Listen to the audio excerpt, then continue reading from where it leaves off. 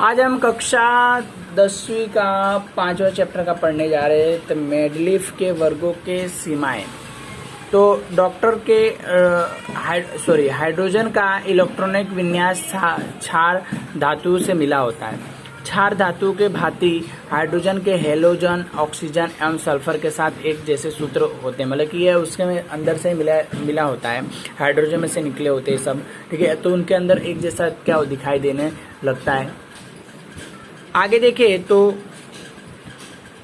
दूसरे और हेलोजन की भांति हाइड्रोजन के द्वितीय परमाणु के अणुओं के रूप में पाई जाती है और धातु के अधातु के साथ संयोजक में यौगिक बनते हो।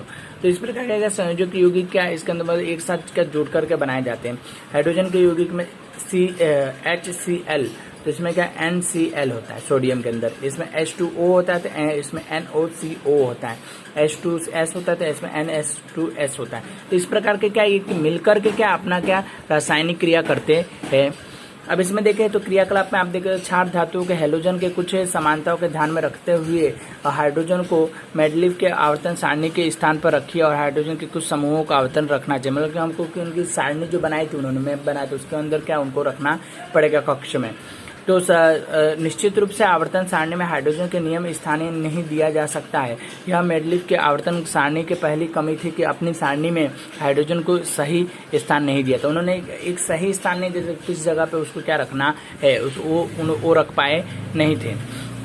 मेंडलीफ के तत्व के आवर्तन वर्ग के तैयार करने के पर्याप्त समय बाद सम स्थानीय का पता चला कि हम जानते हैं कि किसी भी तत्वों के सम स्थानियों को रासायनिक सम स्थानीय मतलब एक जैसे दिखने वाले, एक जैसे जो रसायन थे उन रसायनों को क्या रखा जाता था, एक जैसे दिखने वाले रसायन को सम स्थानीय रसायन के रूप में गिना जाता है।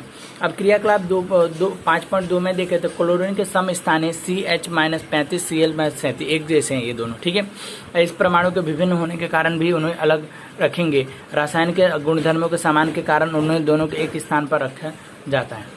आगे देखें तो इस प्रकार के तत्वों को सम स्थानीय मेंडलीफ के आवर्तन नियम के लिए एक चुनौती थी। दूसरे सम स्थानीय किसी भी तत्व एक दूसरे की ओर आगे बढ़ने पर परमाणु के द्रव्यमान नियम रूप से नहीं बढ़ते, मतलब नियमित रूप से क्या बढ़ते नहीं, जितने होते वैसे ही होते हैं। इसलिए ये अनुमान लगाया कि ठीक हो गए और कि दो तत्वों के बीच कितने खोजा जा सकता है, इसके लिए भारी तत्वों का विचार किया जाता है, मतलब कि इनके अलग अलग प्रकार के क्या तत्व खोजे जाते रहे हैं। 5.3 में अव्यवस्थित से व्यवस्थित करने का अध्ययन के बारे में पढ़ेंगे। अव्यवस्थित से अव्यवस्थित जो करने का अध्ययन था उसके बारे में देखें तो 1913 में हेनरिक मोजल ने बताया कि तत्व के परमाणु द्रव्यमान की तुलना में उसका परमाणु का जेड अधिक आधारभूत है। मतलब कि उसकी उन्होंने जब एक खोज की थी उन्होंने बताया कि जेड उसकी क्या उससे ज्यादा आधारभूत माने जाते। तदुपरांत मेंडलीफ के आवर्तन कांड सारणी में परिवर्तन किया गया और परमाणु की संख्या आधुनिक आवर्तन सारणी के आधार पर स्वीकार किए जाते हैं, मतलब कि उसके आधार की जो सारणी है उसके ऊपर ही वो क्या स्वीकार किए जाते रहे हैं।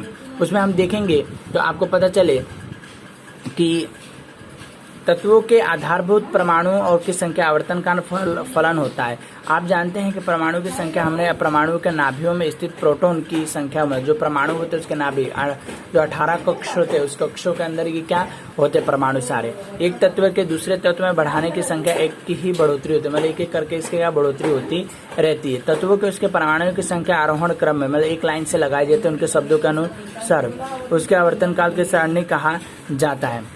तत्वों को परमाणु के आरोहण के क्रम व्यवस्था कर तत्वों के लिए गुणधर्म के परिशुद्ध के अनुसार बताए जाते हैं। परमाणु की जो संख्या होती है वो क्या होती है एक समान होती है और इसके परिशुद्धता के अनुमान लगे परिशुद्धता जो थी उसके अनुमान लगाए जाते रहते हैं। आगे देखते थे क्रियाकलाप में 5.3 के आधुनिक आवर्तन काल सैलरी के कोबर्ट के नेफल के साथ किसे भी निर्धारित किया गया है। आधुनिक आवर्तन सारणी के निर्धारित किया जाता है जिसके आधुनिक सारणी के लिए विभिन्न तत्वों के सम स्थानीय के स्थान कैसे सुनिश्चित किया गया, मतलब कि उनका एक स्थान निश्चित किया जाता है कि कहाँ पे उन रसायनों को रखा जाए। क्या आपने 1.5 में परमाणुओं की संख्या होने वाले किसी भी तत्व के हाइड्रोजन हीलियम के मध्य रखना जा सकता है, मतलब उसके बीच क्या रखा जा सकता है, ऐसा पूछा। आपके अनुसार आधुनिक आवर्तन सारणी के हाइड्रोजन को कहा जा सकता है। आपके आधुनिक आवर्तन सारणी के मेंडलीव की आवर्तन सारणी की तीनों कमियों को सुधारा जा सकता है। तीन जो कमियां तो अलग अलग सुधारे। आधुनिक आवर्तन सारणी के स्थान किन बातों पर निर्भर किया जाता है? उनके हाइड्रोजन के असंगत होता है, मतलब उनके साथ कोई भी संगत होती नहीं है, वो अलग अलग होते हैं।